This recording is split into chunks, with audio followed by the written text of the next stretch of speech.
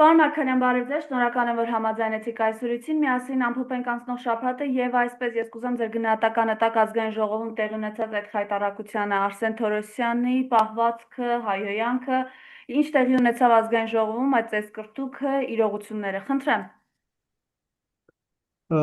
Բոլորս կարծեմ ականատես եղանք, իհարկե միայն այս շաբաթվանը չէր, դրան նախորդող շաբաթվա Նիկոլի արդեն պահվածքն էր, արդեն երկրորդ շաբաթն էր, որ մոտավորապես մենք նման իրավիճակի ականատես եղանք ազգային ժողովում։ Այս մարդկանց պահվածքը կարծում եմ ինչ-որ ձեր կերպ նաև այդպես արտականքն է իրենց ներքին հոգեխանգարմունքի, այդ որ մարդիկ հավասարակշռություն չունեն, կարծում եմ դա բոլորս գիտենք, այսինքն իրենց բնավորությամբ այդպիսին են, բայց նաև գալիս է ինչ-որ իրենց վախերից, սարսափներից, հատկապես օրինակ Արսեն Թորոսյանի մակարդակի մարդ, ովքեր վերջնաշով ԿՊԱ-ական սովորական պատգամավորներ չեն, մի քիչ ավելի բարձր մակարդակի, այսպես ասած, պատգամավորներ են, հավանաբար խուլիստերից շատ ավելի բանից են տեղյակ, հավանաբար տեղյակ են իրենց ռեյտինգի մասին, տեղյակ են լուրջ խնդիրների մասին, որ իրենք ունեն հասարակության մեջ, տեղյակ են հասարակության վերաբերմունք այս օրերին իրենց կապակցությամբ ինչպես է եւ այդպես արագորեն ամեն ինչ իրենց վնասին է շարժվում եւ այդ ամբողջը միտեղ կուտակվում է ու միտեղ այդպես ասած վերածվում է պորտկումի ու արդեն չեն կարողանում ինքնատիրապետել եւ մենք տեսնում ենք այն ինչ որ դրականատես եղանք վերջին նիստի ժամանակ։ Իհարկե իմ ամենազամանն է որ Արսեն Թորոսյանը հայմատ ասենք մյուս ԿՊԱ-ականին դեռ տրանսմետ մի տեսակ այլ ասել ամենաինտելեկտուալներից մեկն է վերջնաշով բժիշկ կամ բանա մենք կարծեմ մի քիչ այլ ակնկալիք ունենք, բայց հետո Արսեն Թորոսյանի մոտ արդեն նման դրսևորումներ է երևում, արդեն պարզ է, որ մյուս ԿՊԱ-ականներից ինչ կարող ենք ընկալել։ Միևնույն ժամանակ այս նիստերի ընթացքում նաև ինչ-որ բացահայտումներ է կատարվում, իսկապես այս մարդիկ այդ փողկապը կամ այդ կոստյումը, որ ակնում են իրենց էության մեջ բան չի փոխել, նույն լակոտներն են, որոնք փողոցներից եկել են, դարձել են հիմա ազգային ժողովի պատգամավորներ, պաշտոններ են զբաղեցրել եւ հիմա իրենց նման մակարդակի լկտիություն են թույլ տալիս, տեղն ընկած բժիշկ են ձևանում, պրոֆեսոր են ձևանում, ուսուցիչ են ձևանում, մտավորական են ձևանում, բայց եթե մի փոք բզբզում ես իրաց, արդեն իրենց այդ իսկական դեմքը պատրվում է, դիմակը պատրվում է եւ դու կարողանում ես տեսնել իրանք իսկապես ինչպիսին են եւ կարծում եմ այդ որ մենք տեսանք իրենց փաղվածք այդ ազգային ժողովի նիստի ժամանակ, թե Նիկոլինը նախորդ շաբաթվա ընթացքում, դա այս շաբաթվա ընթացքում Արսեն Թորոսյանի, Հակոբ Արշակյանի մյուսների փաղվածքը կարծում եմ հենց իրական այդ մարդիկն են, այսինքն հենց իրապես իրենք են, որ սովորական ժամանակական լկտի հայհոյանքներով խոսող անփարկեշտ այդպես իրենց իսկական կերպարն է, կարծում եմ ժողովուրդը արդեն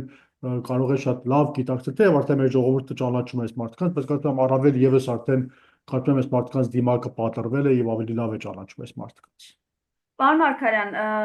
ինչպես դուք ասացիք, բզբզում ես, իրենց դիմակը արդեն պատրվում է, ավելի շուտ հենց թիրախային այլևս խփում ես իրենց կոռուպցիային, իրենց այլևս երբ խոսք է գնում Արցախը գումարի դիմաց վաճառելուն, երբ օրինակ դուք տեսաք վստահ եմ, թե ինչ այսպես ջանասիրությամբ Աննա Հակոբյանի գովերքն էին իրենք իրականացնում ազգային ժողովում, հենց թիրախային խփում ես ինչ-որ կետերի, իրենք այդ ժամանակ են նոր կորցնում իրենց եւ նաեւ գիտենք, ավելի շուտ ոչ թե գիտենք, տեսանք հակակոռուպցիոնի նախագահներ, դուք բավականին հետաքրքիր գրառում էիք արել, որ հենց այդ նույն նախագահին պետք է հարցեր տալ Միացյալ Նահանգներում Տիմ Քայլը ֆոնդի հետ կապված։ Ես խնդրեմ իմ փոքր ավելի մանրամասն մեր լսարանին է նաեւ ներկայացնեք սա եւ ինչու են հենց այս մարդիկ այդ կոռուպցիայից եւ խոսքը գնում այսպես ջղաձգվում։ Ձեր բացատրությունը շատ ճիշտ էր, այսինքն մարդիկ այն բանից են ջղաձգվում, երբ որ իրենք իսկապես այդպիսին են, երբ իրենց դեմքը բացահայտվում է եւ վախենում են բացահայտումից, սկսում են այդ ջղագրգռությամբ արձագանքել եւ փորձում են թեման շեղելով ժողովրդին այդպես ասած մոլորեցնել եւ ուշադրությունը շեղել այլ ուղղությամբ։ Օրինակի համար Հայաստան դաշնքի պատգամավորներին էլ այդ նիստերի ժամանակ լեկտիաբար տարբեր մեղադրանքներ են ուղղում, իսկ Նիկոլաս Շպիոն կամ ինչ, բայց այդպես չեն մարդիկ դեղանում, ու իրենք գոնե իրենք վստահ են, որ այդպեսին չեն եւ կարի չկա ջղագրգռունի, ժողովուրդը շատ պարզ տեսնում է, հասկանում է եւ մտահոգվելու որ այդպես խնդիր չունեն։ Բայց տեսեք, եթե այս մարդկանց օրինակ կոռուպցիայի մասին մի բան ես ասում, անմիջապես ջղաձգվում են, քանի որ իրենք գիտեն, որ այդտեղ մի բան կա եւ իրենց թույլ կետն է եւ այդ թույլ կետի վրա մատենելով դու կարողանում ես իրենց իսկական դեմքը բացահայտել։ Որի վրա որ մատեստրում հիմնականում այդ խնդիրն ունեն, սկսած ասենք Տիգրան Ավինյանից արդեն գիտենք այդ խայտարակությունը, Անիֆի պատմությունը, որ փորձում են ամեն կերպ կոչել, բայց այնքան այդ խայտարակությունը մեծ է, որ հնարավոր չի լինում կոչել։ Եվ հիմնականում անցած շաբաթվա ջղաձգումները, եթե չեմ սխալվում, Նիկոլ Փաշինյանին հենց այդտեղից էր, երբ որ հարց տրվեց իրեն, ինքը տեսնում է, որ այդ կոռուպցիան այնքան մեծ է, որ դրա բացահայտումը իրենց հակառակ ուղղությամբ աշխատելու ոչ կարող են չբացահայտեն, որտեղ ակնհայտ է, որ այդտեղ կոռուպցիա կա, բացահայտեն են այլ կերպ իրենց համար խնդիր ստեղծելու եւ այդ ամբողջ իրավիճակը իրենց համար ստեղծում է։ Բայց ինչ են կոնկրետ դեպքին ասեք, այո, այդպես ասած հիմա ժողովրդի մոտ երբ որ խոսում են կոռուպցիայի մասին, ժողովուրդը դրա դասական տեսակն է ընդհանրապես ընկալում, քանի որ դա է ժողովրդի համար ընկալելի հաշ առաջին հայացքից ժողովուրդը ասեն կաշառակերություն, ես ինչ-որ պետ պատվեր շահել, մեկին գնաց կաշառ տաս քեզ համար մի գործ անի, այդ կարգի այդ մակարդակի են տեսակետից կաշառակերությունը։ Հիմա այդ երևույթներից որոշները հիմա անկեղծ ասեն, գուցե չկա, այսինքն հիմա կաշառակերությունը գուցե նվազել է, թեև տեսնում ենք ամեն դեպքում, բայց գուցե նախկինին չափ չի, բայց այս մարդկանց մոտ Երևան է եկել, այսպես ասած, համակարգված, շատ վարպետորեն մշակված սխամաներ կոռուպցիայի, որոնք փորձում են դրա տակ թաքցնել ամեն ինչ եւ հիմնականում իրենց գործն է կանում։ Ժողովուրդը դրսից նայում է գործնականում գուցե որից է բան էլ չի նկատում, բայց թաքուն հսկայական կոռուպցիա է տեղի ունենում։ Օրինակ Նիկոլին հարց է տալիս իր ընտանիքի մասին, իր մասին, ասում է, չէ, մենք կոռուպցիայի մեջ մխրճված չենք։ Այդ ժամանակին այդ ոդկասթներն ունեի, որ երկուսով ճանապարհ են գցել, այդտեղ այդ թեման մի անգամ բացեցին, որ ասում են մեզ, ես ինչ-որ միլիոններ կոռուպցիա, հաշիվներ, բան, փորձեցին ժողովրդին համոզել այդպես չի։ Բայց ես մի քանի օր առաջ փաստերով խոսել եմ, գրել եմ դրա մասին, եւ նորություն էլ չի, շուտ 1 տարի է ես այս թեմայի մասին խոսում եմ, հստակորեն կոռուպցիայի լուրջ, պես ասած, կասկածներ կան, Աննա Հակոբյանի հետ փոխկապակցված, ոչ թե փոխկապակցված, այսինքն հենց իրեն պատկանող Իմ քայլը խմբակցության, Իմ քայլը կներեք հիմնադրամի կապակցությամբ լուրջ կասկածներ կան կոռուպցիայի գծով։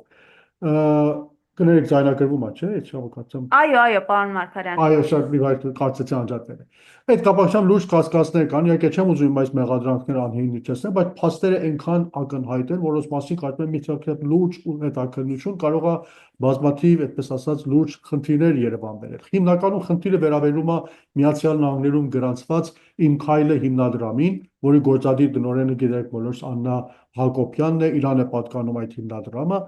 Ես 1 տարի առաջ այդպես բացահայտում արեցի, որ այդ հիմնադրամը Միացյալ Նահանգներում ստեղծվել է 2019 թվականին հիմնադրվել է այստեղ։ Այստեղ իր գործադիր տնօրեն այդ առումով ուրիշ մեկն է, բայց իր ֆինանսական տնօրենը Հայաստանի շրջակա միջավայրի նախարար Հակոբ Սիմիդյանի քույրը ուրեմն Արաքսի Սիմիդյանն է, որը ընդհանրանում ուրիշ աշխատանք ունի այստեղ եւ այդ ինչ-որ հասցեով, իր տան հասցեով Իմ քայլը հիմնադրամ այստեղ գրանցված էր եւ աշխատանք է ընթանում 2015 թվականից մինչեւ հիմա էլ գոյություն ունի։ Բայց անցած տարի օրինակի համար ՀՄԿ Հանրային հեռուստատեսությունը որոշեց հանկարծ չգիտես որտեղ գա Միացյալ Նահանգներում ինչ-որ համար մասնաճյուղ այնտեղ բացի եւ սկսի այստեղ էլ հեռարձակումներ անել, թեև ՀՄԿ-ի հեռարձակումները սով տարբեր տեսակի համակարգչային այդպես հավելվածներով բաներով այստեղ հասանելի էին Միացյալ Նահանգում, ընդհանրապես նման ծրագրի կարիք չկար, բայց մեկ է եկան այստեղ ինչ-որ ընկերություն հիմնեցին First Channel America անունով, ընդհանրապես ՀՄԿ-ը ոչ մի առնչություն չուներ, տեսեք First Channel America, այսինքն առաջին ալիք Ամերիկա, լրիվորեն ամերիկյան ինչ-որ տպավորություն է ստեղծում, բայց հիմնականում ՀՄԿ-ն է դրա անվան տակ աշխատում։ Եվ դրա գործադիր նշանակվեց այդ նույն Արաքսի Սիմիդյանը, ով ասենք Աննա Հակոբյանի հիմնադրամի ֆինանսական հարցերով տնօրենն է, առանց այն որ այդ կինը որևիցե մասնագիտություն ունենա մեդիայի ոլորտում, հեռուստատեսության ոլորտում, այդ ընկերությունը ինքը հիմնադրեց եւ ամենահետաքրքիրն է, որ այդ ընկերությունը, որը սնվում է պետական բյուջեով, որը պատկանում է հանրային հեռուստատեսության, ընդհանրապես պետք է մասնավոր որևիցե ընկերության հետ որևիցե փոխկապակցություն կամ առողջություն չունենա, Միացյալ Նահանգներում գրանցված է նույն հասցեում, որտեղ գրանցված է Աննա Հակոբյանի Իմ քայլը հիմնադրամը։ Դրա ապացույցները կա, ես շուտ 1 տարի առաջ դրա մասին հրապարակեցի, խոսեցի դրա մասին, հետո հրապարակ թերթը գրեց, հետո նույնիսկ հետքը գնաց, հետ լրագրողները գնացին դրա հետքով հանրային հեռարձակողի խորհրդի նախագահ անունույսը չեմ սխալվում Արա Շիրինյանի հետ զրույց ունեցան, բացահայտումներ եղավ, բայց դժբախտաբար որից է մեկը ուղիղ չգնաց, չփորձեց գնալ դրա հետքով, որ տեսնի ինչ է կատարվում։ Ամեն դեպքում այդ սխալման մինչև այսօր էլ գործում է, օրինակի համար հիմա տնօրեն են նշանակել այդ Արաքսի Սիմիդյանը, այստեղ մոտավորապես ամսական $3000 ռոճիկ է ստանում Հայաստանի պետական բյուջեից, բայց բարի իսկական իմաստով ոչինչ չի կատարվում, այսինքն ոչինչ չի կատարվում, ոչինչը ճակետների մեջ են դրում, որտեղ զրո աշխատանք է կատարվում, բայց զրո աշխատանքի դիմաց ստանում է մոտավորապես ամսական $3000 Հայաստանի պետբյուջեից դուրս է դրվում։ Այդպես են ներկայացրել, որ օրինակի համար ՀՄԿ այստեղ 2 հատ ալիք ունի, եթե նրա հայտարարությունները բացեք, գրված է 2 ալիքներ է գրված, բայց ես մասնագետներից այստեղ հարցրեցի, հետաքրքրվեցի, տեսեմ իսկապես երկու ալիք կա, ինձ ասացի չէ որ այդ երկուսը մեկ ալիք է, այսինքն իրականության մեջ մեկ ալիք գոյություն ունի, բայց երկու ալիքի անվան տակ է ներկայացվել, այդ մեկ ալիքը օրինակ մեկ անվան, մեկ նոմերով, մեկ համարի տակ միայն Լոս Անջելեսի տարածքում է տարածքն է ծածկում, իսկ ասենք մյուս համարը Լոս Անջելեսից դուրս կարող եք այդ համարով նայել։ Իրականության մեջ երկու ալիքներ չեն, մեկ ալիք է, բայց չգիտեմ իմ հավանաբար կարող է պատահի երկու ալիքի չափ գումար է դուրս տում, եւ այդ գումարը $1000, $2000 խնդիր չի, ամսական այդ հեռարձակողին, որ այստեղ այդ գործը իրենց համար իրականացնում է չարտեր ընկերությունն է, մոտավորապես թե չեմ սխալվում $25-ից $30,000 ամսական միայն վճարում է կատարվում, որպեսզի այդ հեռարձակումները կատարվի, բայց եթե գնում եք նայում եք ընդհանրապես գովազդները չկան, շատ քիչ են եւ բնականաբար այդ $25-ից $30,000 գումարած են 3000, որ միայն Արաքսիսի մեդիային է վճարվում, հնարավոր չի, այսինքն այդ գովազդների միջոցով ծածկել, որտեղից այդ գումարները գալիս, ինչ նպատակով է դա բացվել, հայտնի չի։ Եթե գնաք 1 տարի առաջ, մոտավորապես հենց ապրիլի սկզբին էր, որ բացումը տեղի ունեցավ, այսպես շքեղի, պես ոնց են ասում, Արաքսիսի մեդիանը եւ Լիլիթ Մակոսն էլ էին եկել Լոս Անջելես խոսեցին, նպատակը հայտարարեցին, որ մենք ուզում ենք ամբողջ Միացյալ Նահանգները եւ սփյուռք առնենք մեր ծածկույթի տակ եւ հատուկ հաղորդումներ պատրաստենք, այդպես ասած, սփյուռքահայության համար, ամերիկահայության համար, հյուսիսային Ամերիկա, հարավային Ամերիկա, փաստորեն այդ ալիքները հարավային Կալիֆոռնիան, պես ասած, զորով են ծածկում, այսինքն հարավային Կալիֆոռնիայից դուրս չեն գնում, այն ինչ մնաց, ասենք, հյուսիսային Ամերիկա կամ հարավային Ամերիկան, ասում են, որ հատուկ նոր կոնտենտ են արտադրելու, հատուկ այստեղի համար, 2 տարի անցնում է, նորից է կոնտենտ, որից այդպես ասած հատուկ հաղորդում, հատուկ, այդպես ասած, այդ ալիքի համար, որ ուղղված լինի, ասենք, ամերիկահայությանը չկա, միայն հարցազրույցներ են, որ այդ հարցազրույցները վարում է Պետրոս Ղազարյանը, անցած տարի մարտ, ապրիլ, իբրև փետրվարի վերջին մարտին այստեղ էր հենց այդ բացման արարողության համար մի քանի հարցազրույցներ ունեցավ այստեղ 2-3 օրերի ընթացքում, մի քանի շաբաթների ամիսների ընթացքում դա հեռացակեցին հերթաբար միջև ավարտվեց, հիմա մի ամիս, 2 ամիս առաջ էլի այստեղ էր Պետրոս Ղազարյանը, բայց չգիտեմ ամեն տարի նույն ամսին ինչու է այստեղ գալիս,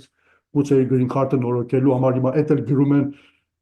պետբյուջեի հաշվին, այստեղ կան այդպես գործողում են իրենց համար ձևակերպում Միացյալ Նահանգներ հանրայինի հաշվին, գալիս են այստեղ իրենց անձնական գործեր են կատարում, կողքից էլ ասենք մի շարք հարցազրույցներ արել, բայց եթե գնաք նայեք, հերթաբար այդ հարցազրույցները կատարած Միացյալ Նահանգներում հարցազրույցները հիմա հերթաբար որպես կոնտենտ են ներկայացնում, այսինքն այդ բանն էլ որ պիտի անեին չեն կատարել։ Հիմա այստեղ դուք եթե կոռուպցիա չեք տեսնում, կարծում եմ մի քիչ մարդիկ իսկապես կոռուպցիա չեն տեսնում այստեղ, կարծում եմ պիտի մի քիչ իրենց այդպես ասած տրամաբանության հետ գործ աշխատեն, որտեղ իսկապես ամեն ինչ է այստեղ մի քիչ կասկածելի է, ինչ կապակցություն կա այս ամենի մեջ, Աննա Հակոբյանի հետ ինչ կապ ունի, միթե հասցե չկար այստեղ ուրիշ տեղ գնային գրանցեին, միթե այսքան այստեղ շոու բիզնեսի ներկայացուցիչներ կան, հենց հանրային հեռուստատեսության մեջ վաստակ ունեցող տնօրեններ կան, մարդիկ, որ տարիներ աշխատել են հանրային հեռուստատեսության մեջ, այստեղ են բնակվում, հիմա կարելի է մրցույթ հայտարարել իրանցից օգտվել, ինչու գնացել են ուղղակի կանգ են առել այդ կնոջ վրա, որ Աննա Հակոբյանի մտերիմն է։ Մի քիչ որ պրպտեն, կարծում եմ շատ ավելի հետաքրքիր բաներ էս ամեն ինչից դուրս կգան, բայց չեմ ուզում այդպես ասած շատ էլ խորանամ, դրանց բոլորի ապացույցները կան, աղբյուրները բաց են, ցանկացած մարդ կարող է գնալ, օրինակի համար այս հետա ուրեմն տվյալներ, որ ես տասում եմ ներկայացվել։ Հենց խնդրեմ ժողովուրդ, այսինքն հենց հիմա դուք եթե Հայաստանից են այս որ ասում եմ search անեք, կարող եք գտնել, խփեք My Step Foundation, կողքնել մի հատ tax բառը ուրեմն հավաքեք եւ որոնեք գուցե 20-30 հատ, այդպես ասած, ձեզի հնարավորություն կտա, որպեսզի դուք գնաք իրենց հայտարարած թաքսերը տեսնեք,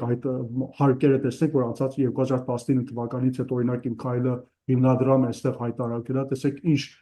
վիճակով է դա կատարվի, դեպ սրանք բաց աղբյուրներ են, որտեղ այստեղ որպես charity organization է գրանցված բարեգործական կազմակերպություն է, բարեգործական կազմակերպությունները պարտավոր են հանրության համար բացեն իրենց ամբողջ տվյալները եւ այդ տվյալները բաց են, այսինքն ես ոչ թե գաղտնիք այստեղ չեմ բացահայտում։ Օրինակ 2019 թվականին հիմա գումարները չեմ հիշում, $4,000 են սկսել իրենց աշխատանքը, 2000 միանգամից տարվա վերջին հայտարարել են $4 միլիոն,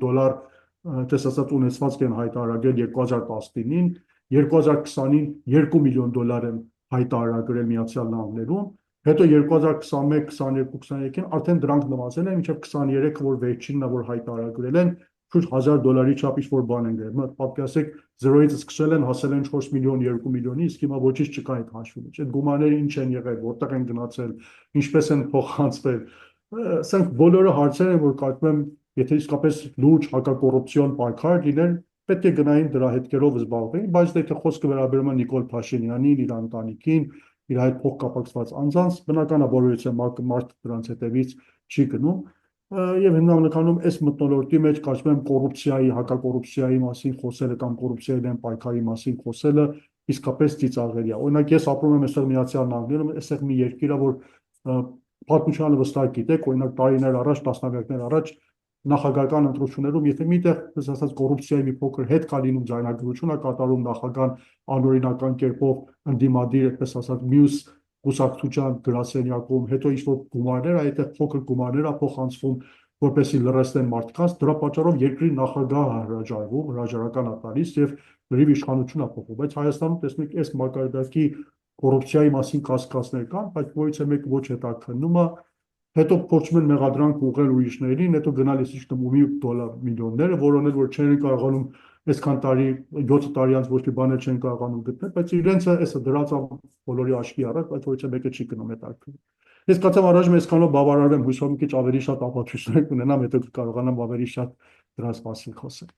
Շատ լավ։ Ինչու է պարոն Մարգարյան երկրորդ նախագահը եւ իր ընտանիքը այս փուլում թիրախում։ Կարծում եմ պատճառը հենց այս Ներողություն եմ խնդրում, սոցիալությունները ուղղակի որպեսզի հետո ձեզ չընդհատեմ, դուք տեսնում եք, որ իրենք նորից այդ Արծիկ Մինասյանն ասաց ուրա 4 միլիարդը ուրա, որ այդքան խոսում էիք, եւ վերջը այս կեղտոտ աշխարհը, որ իրենք իրականացնում են եւ հայրենիք ազատագրող, հայրենիք պահող նախագահների դեմ այս աշխարհը ինչով է պայմանավորված այս փուլում։ Այո, այդ հայտարարությունները եղան, ուրեմն այդ ամբողջ ամեն ինչը որ ընթերցում են կամ հրապարակվում է մամուլում, եթե դրանք բոլորը վերածեք դոլարի գումարեք, հազիվ 100 միլիոն դոլարի հասնի, եթե նույնիսկ իրականություն լինի, որ հաստատ այդպես չի, եթե վստահ եք դե եթե դրա մի մասը իրականություն լիներ, արդեն Նիկոլը վաղուց գնացել էր դրա հետքով եւ հազարավոր փաստաթղթեր բաներ էին հրապարակել, միայն այդտեղ խոսում են, ինչքան սուտն են մեզ դինի ժողովուրդը, որ միլիոնների մասնակ են խոսել, սկսում է հետաքրքրվել եւ կարծում եմ այդ հիմնական նպատակ։ Բայց դե ժողովուրդն արդեն հասկանում է, վերջապես հասկանում է, որ ժամանակի խոսում ինչ 4 միլիարդ հիմա եկել են այստեղի, բայց որից է բան չի բացահայտում, այդտեղ կարծում եմ արդեն սկսում են լուրջ կասկածների հետ խոսալ, ժամանակին սպայկայի մասին էին խոսում, տարբեր բանկերի մասին էին խոսում, տեսանք այսինքն Պղնձավանի դնային գործարանի բաշխվածայի մասին էին խոսում, բոլորն էլ ապացուցվեց, որ ընդհանրապես այդտեղ որից առնչություն չունի երկրորդ նախագահան եւ իր ընտանիքը գոնե դրանք որ շատ այդպես շոշափող թեմաներին ստերը բացահայտվեցին եւ այդպես ստերել է որ տարիների ընթացքում շրջանառության մեջ է դրվել եւ դարձել է հանրության ուշադրության կենտրոնում։ Ես կարծում եմ նպատակը, որ հիմնականում երկրորդ նախագահն է թիրախում, կարծում եմ կարող է որոնել վերջին սոցհարցումների արդյունքների մեջ, թեև ես ինքս անձամբ շատ չեմ հավանում այդ հարցումների արդյունքները, բայց ամեն դեպքում այդտեղ ինչ-որ իրականություն, ինչ-որ տոկոսով կարելի է նկատի առնել եւ այն իրողությունն է, որ այսօր Նիկոլ Փաշինյանի այլընտրանքը հասարակության մեջ մնում է երկրորդ նախագահ, սիրեն, չսիրեն, դրա հետ ուզենան հաշտվեն, չհաշտվեն, դա իրողություն է, որ կա, սոցհարցումները դա է ցույց տալիս, վերջինը, ասենք գելափաստատության կողմից էր Հայաստանում իրականացվել, թող գնան իրանք այդ կարծում եմ Նիկոլ Փաշինյանին դրանք շատ ավելի լավ են հասանելի, որտեղ վստահ եմ, որ անվտանգության ծառայությունները հաճախ կապկոծը շաբաթական կամ ամսական կարգով այդ սոցհարցումներ անցկացնում են, չեն նստում սպասեն են գելափը, երբ սոցհարցում անում դրա արդյունքները հրապարակվում դրանք իրենք դրանով առաջորդվեն, իրանք հաստատ շաբաթական կամ ամսական, այդպես ասած կտրվածքով այդ սոցհարցումները հասարակության մեջ անում են, եւ մեզանից շատ ավելի լավ տեսնում են եւ գիտակցում են ինչ է կատարվում։ Բոլոր, այդպես ասած, ապացույցները վկայում են այնպես, որ Նիկոլի վարկանիշը գայծակնային կերպով իջնում է, այդ նույն փաստաթղթերը, եթե նայեք վերջին այդպես հրապարակումները եւ որ եղել է սոցիալությունների արդյունքների, շարունակաբար իջել է, ընդհակառակ Ռոբերտ Քոչարյանինը 2-ից 3% բարձրացել էր եւ հիմա մոտավորապես եթե ասենք Նիկոլինը 11% է, Ռոբերտ Քոչարյանը թե չեմ սխալվում, վերջինը 6% է։ Հիմա եթե հանենք Նիկոլ Փաշինյանից այն տոկոսը, որ ընդհանրապես ցանկացած իշխանություն, ով է որ լինի, այսինքն մի խրտվիլակ է լինի Հայաստանի Հանրապետության ղեկավար, ամեն դեպքում այդ մի 5-4%-ը պիտի իր համար կողք դնես, սա իրականություն է, ամեն դեպքում այդ տոկոս ունենալու է։ Այն մնացած տոկոսը, որ մնում է, տեսնում ենք Ռոբերտ Քոչարյանի տոկոսից շատ ավելի քիչ է լինում, այսինքն իրականը, որ կարող է ինչ-որ վճռոց լինի։ Եվ այդտեղից է կարծում ես լուրջ մտահոգությունները գալիս, որ եթե իրավիճակը հասնի հաջորդ ընտրությունների, այսինքն հերթական կամ արտահերթ ընտրությունների, եւ եթե Ռոբերտ Քոչարյանը որոշի լինել ընտրությունների մեջ, որ այսօրվա տվյալներով այդպեսին է լինելու է իրենց լուրջ այլընտրանքը եւ ժողովրդի այդպես ասած, եթե ժողովուրդը կանգնի ընտրության դիմաց ունենա երկու ընտրություն Նիկոլ եւ Ռոբերտ Քոչարյան, իրանք շատ լավ գիտեն, որ այդ ընտրությունը կանգնելու է երկրորդ նախագահի վրա, հետաբար փորձում են հենց մի բանից սկսած իրենց ամբողջ ուշադրությունը կենտրոնացնել նախագահ Քոչարյանի վրա, փորձեն նրա ընտանիքին թիրախավորել, սկսած պապից մինչև ես իշխտեմ որդիները, որտեղ որ հասնում են ինչպես որ կարող են թիրախավորել, հույս ունենալով որ դրանով կարողացեն իր վարկանիշին, բայց վերջին մեկ ես միշտ էլ ասել եմ, փաստը ցույց է տվել, որ ինչ որ կապում ես Ռոբերտ Քոչարյանի հետ, իրենց համար այդպես ասած, ասում են խիար ու թարսաբուստում, իրենց համար այդպես է լինում եւ հակառակ արդյունք է տալիս, որտեղ ինչը որ կապում է Ռոբերտ Քոչարյանի հետ, արդյունքը ավելի իրենց անսպասելի կերպով է լինում, օրինակի համար եթե հիշեք Սրբազան պայքարի սկզբնական փուլում փորձում էին ամեն կերպ Բագրատ Սրբազանին կապել Ռոբերտ Քոչարյանի հետ, ասում են որ սա Ռոբերտ Քոչարյանի շարժումն է, Ռոբերտ Քոչարյանն է կանգնած թիկունքում, նա է ֆինանսավորում, կարծում արդեն բոլորս հետևել ենք այս տարվա հենց այս օրերի իրադարձություններին, հույս ունեի որ եթե շարժումը կապեն Ռոբերտ Քոչարյանի անվան, ժողովուրդ չի գալու, բայց տեսանք մայիսի 9-ին անցած տարի ինչպեսի ժողովուրդ եկավ դուրս եւ կանգնեց Բագրատ Սրբազանի կողքին, ոչ չեմ ասում ամբողջ այդտեղից էր, բայց ամեն դեպքում դա դերակատար եղավ, այսինքն այդ քարոզությունը որ տանում էին մտածելով հակառակ արդյունքն է տալիս, տեսանք որ ճիշտ իրենց համար հակառակ արդյունքը տվեց եւ ժողովուրդը դուրս եկավ, կամ հենց Գյումրու ընտրությունները, թե այդտեղ Ռոբերտ Քոչարյանը ոչ տեխնատուր է ներկայացել, ոչ մեկի կապակցությամբ ինչ-որ հայտարարություններ արել, բայց իրենք փորձեցին, այդպես ասած, տեխնատուներից մեկին կապել Ռոբերտ Քոչարյանի հետ, հույս ունենալով, որ այդպես ասած, չի կարողանա որից արդյունք արձանագրել, կտապալվի, վատ կստացվի, բայց տեսանք ճիշտ հակառակը եղավ այն ինչ որ իրենք չէին էլ ակնկալում կարող է այդպիսի բան տեղի ունենալ։ Հետաբար իրենք փորձում են ամեն կերպ Ռոբերտ Քոչարյանի անունները, այդպես իրենք մնացել են իրենց քարոզչական կարգ, որ Ռոբերտ Քոչարյանի անունը տան ժողովրդի մոտ բացասական արդյունք է ստեղծում, բայց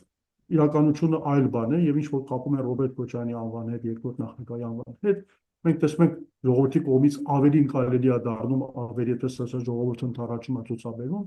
եւ ես դեմ չեմ թողեք ինչքան ցանկանում են թիրախավորեն, կարծում եմ դրա արդյունքը հենց Ռոբերտ Քոչարյանի օգտին է լինելու վերջ։ Դե պարոն Դանիելյանը, ինչպես ազգային ժողովի ամբիոնից ասած, ինչքան ուզում եք խոսեք ՀՅԴ-ից Ռոբերտ Քոչարյանից, ձեր սատկած վարկանիշը այսպես բարձրացնելու նպատակ ունեք ընդամենը։ Այո, կարծում եմ հենց այդ է, բայց իրանք իրենց վարկանիշին են հարվածում, որտեղ այնքան է ստեր, որտեղ եթե դու մի բան ես հայտարարում, պիտի կարողանաս նաև ապացուցես մի խոսքով, չի հիմա 10 անգամ կգնաս ամբիոնի հետևից, քեզ կպատրես մի բան կասես, վերջնաշով պիտի մի անգամ կարողանաս ապացուցես, բայց դե չես կարողանում ապացուցել, ժողովուրդն էլ հո այդպես ասած հիմար չի, այդ ամեն ինչը տեսնում, ապա մի անգամ ասացի, երկու անգամ ասացի, երեք անգամ ասացի, ապացույցը տուր, գոնե ինչ որ բան ապացույցի, հետաբար դու այդ հիմարություն ես դուրս տալի, այդպիսի բան գոյություն չունի, հատկապես Նիկոլի այդ ճղաձգումները կարծում եմ այլևս գուցե ասենք մի 5-6 տարի առաջ եթե ժողովրդի համար հետաքրքիր էր այդպես վերվեր էր թռնում իրեն պատրում էր այսինքն կապիկություններ էր անում ժողովրդին դուր էր գալիս ժողովրդի մի հետաքրքիր հատված գուցե ես էլ հետաքրքրությամբ նայում արձագանքում եմ բայց եթե նկատենք վերջերս ընդհանրապես ոչ արձագանքում եմ ոչ էլ համար հետաքրքիր եւ կարծում եմ ժողովրդի մի խոշոր հատվածի համար հենց այդպես է անտեսում ընդհանրապես Նիկոլ Փաշինյանի այդ պահվածքը եւ ընդհանրապես ավելի շատ հակակրանք է ստեղծում, քան թե այդպես ասած համակրանք իրենց։ Վստահ եմ դուք տեսաք, թե հասարակությունը ինչպես արձագանքեց Արսեն Թորոսյանի այդ հայտարարությանը, փաստորեն հիմա թուրք բառից իրենք վիրավորվում են, պարոն Մարգարյան, թե թուրքը որպես հայերեն եթե օգտագործես նոր են վիրավորվում։ Զարմանում եմ, որտեղ Նիկոլ Փաշինյանը եթե հիշեք, ասում էր թուրք կանոնից չի վիրավորվում, քանի որ վատ չի զգում, ինչքան ուզում են թող իրեն թուրք ասեն, բայց հիմա Արսեն Թորոսյանը վիրավորում է դրանից։ Կարծում եմ պիտի այդ երկուսը նստեն նախ իրար հետ իրենց խնդիրները լուծեն, թապես թուրք բառը, այդպես հայերեն կա, թե հայերեն չի, որից պիտի վիրավորվես, թե չէ։ Բայց այս մարդկանց իրենց իրական դեմքն է, այսինքն հիմա ինչքան էլ որ փորձեն ձևանալ, որ այդպեսին չի, իրենց պահվածքով, իրենց այդ թրկահաճո քայլերով, որ կատարում են, իրենց հայտարարություններով, Արցախը հանձնելով, ցեղասպանությունը ուրանալով կամ ուրանալված փորձեր կատարելով այս ամբողջ Արցախի ժողովրդի իրավունքները անտեսելով, Արցախի նույնիսկ անունը տալուց վախենալով, բարձր այս մարդիկը ինչ պիտի կոչես բացի թուրք, միայն թուրքն է որ կարող է իրան այսպես պահի, մի հատ իսկական հայ միտեղ կարող է, այդպես ասած, Արցախը ուրանա, մոռանա, որ 30 տարի Արցախը գոյություն ունեցել, նույնիսկ վախենա Արցախ բառը արտասանելուց, միշտ ինքը ասենք մի 3-4 տարի առաջ գնում էր Արցախ այդտեղ լուսանկարներ անում, նույնիսկ վախենում Արցախ անուն տալիս մարդկանց, եթե թուրք պիտի չկոչես, բա ինչ պիտի կոչես, միայն թուրքն է կարող իրեն պահել, իրական հայ բնական այսօր ցավով կարծականքի ներկա իրավիճակի փորձի ամեն կերպ ոչ թե անտեսել Արցախը դրա այդ Արցախ բառ ամեն օր կրկնել թե նախկինում մեկ անգամ էր ասում հիմա 10 անգամ կրկնել, արցախայության իրավունքները ամեն տեղ բարձրաձայնել, ցեղասպանության մասին ավելի բարձր ճչալ, ավելի բարձր պահանջատեր լինել, որպեսզի այդպես ասած այն կորցրածի մուրը կարողանա մի կերպ կանել թուրքից ան, բայց այդպես մարդիկ լռում են, ոչինչ չեն ասում, ինչ պետք է ասել, բացեմ հենց բոլորը էլ ապացուցում որ իսկապես հենց են որ ինչ որ իրենց կոչում են, հիմա իրենք վերվեր թռնեն այդտեղ հայո են, մեկա թուրքը մնում է թուրք, իր այդպես ասած միայն այն չի որ իր անունը թուրքական լինի, էությամբ այդ մարդիկ իրենց բնավորությամբ, մտածողությամբ, իրենց գաղափարներով նման են թուրքերին եւ որից բանով չեն տարվել։ Գանք ռուս-ուկրաինական բանակցությունները Ստամբուլում սպասվում էր, չկայացան, դեռ սպասվում է, ինչ սպասել։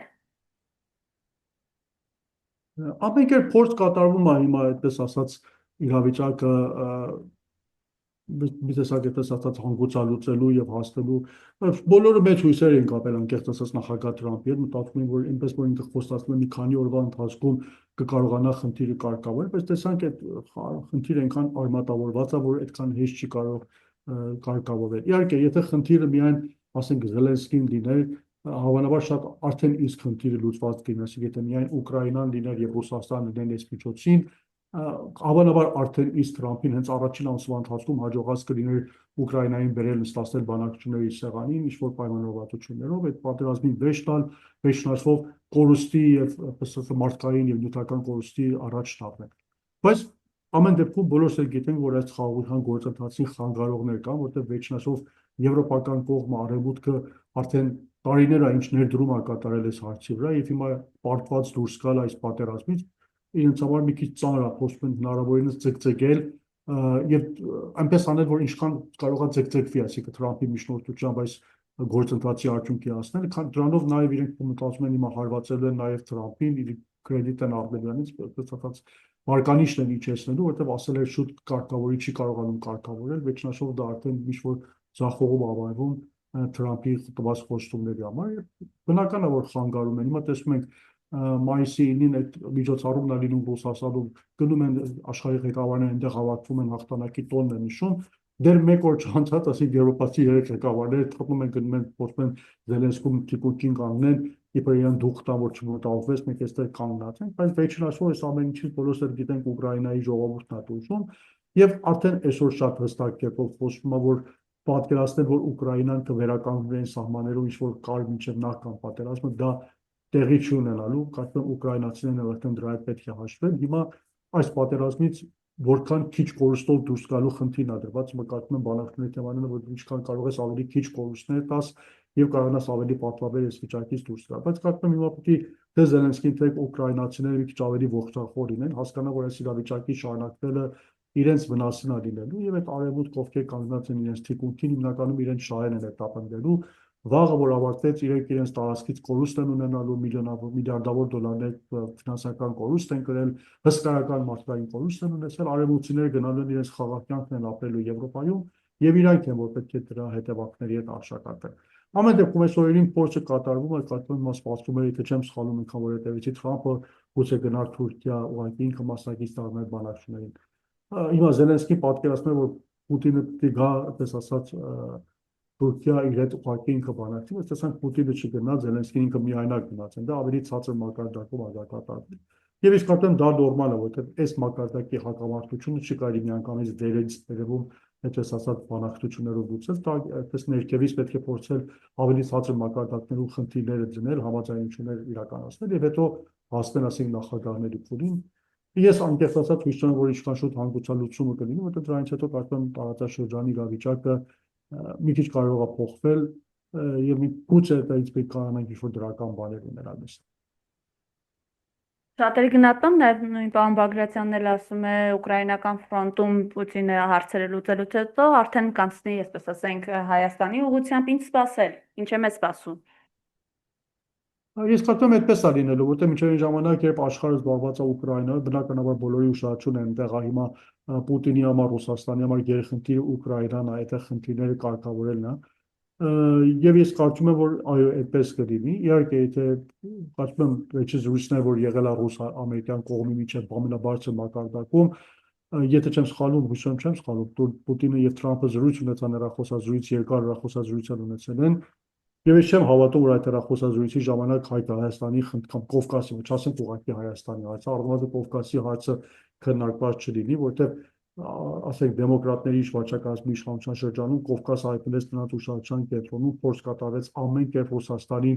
դուրս մղել այդ տարածաշրջանից, բայց ես չեմ բացառում Թրամփ օրինակի համար Պուտինին ինչ-որ կրեդիտներ տված էլի, որ հիմա Կովկասը վերադարձնում ենք ձեր տարածքը թող լինի, ձեր ազդեցության գոտին թող լինի, դիմացը, ասիկ Պուտինից ինչ-որ ուրիշ բաներ ստանա Ուկրաինայի խաղաղության հարցով։ Իսկ հնարավոր է, որ այդ ամեն ինչը տեղի ունենա, կարծում ժամանակը ցույց կտա, երբ որ ինչպես պարոն Բաղդասարյանն ասել, այդ ռուս-ուկրաինական պատերազմը որ ավարտի, մենք հետո կարծում ավելի հստակ կերպով ռուսական դիրքորոշումների հստակեցման ականատեսը կլինենք։ Կարծում եմ Նիկոլենք եւ նրանք էլ հասկացել են, որ շատ շուտով իրավիճակը փոխվելու իրենց շուրջ եւ այդ Ռուսաստանի ուշադրությունը վերադառնան դեպի մեր կենտրոն, դրան ամեն դեպքում իրենց համար լավ չի լինելու ներկա գործող իշխանություններն Հայաստանի եւ իրենք հիմնականում փորձում են այդ խնդիրները մի տեսակ դրա հետ յոլա գնալ, փորձել ինչ-որ հակակշռող գործողներ ձեռք բերել արևմուտքից։ Հիմա թե որ կողմին կհաջողի, կարծում եմ պիտի սպասենք, տեսնենք ինչ առաջ գալիս։ Եվ պարոն Մարգարյան, ամփոփելով մեր զրույցը, պարզվում է ֆաշիստ գերմանացիները գալիս էին մեզ փրկելու, ինչպես Արսենոն Հովհաննիսյանն է ասում, եւ ըստ էության նորից գեներացնում են այն թեզը, որ հայրենական մեծ պատերազմում էլ մերոնք զոհվեցին հանուն ոչինչի, ինչպես 44-օրյա պատերազմում գեներացրեցին։ Խնդրեմ։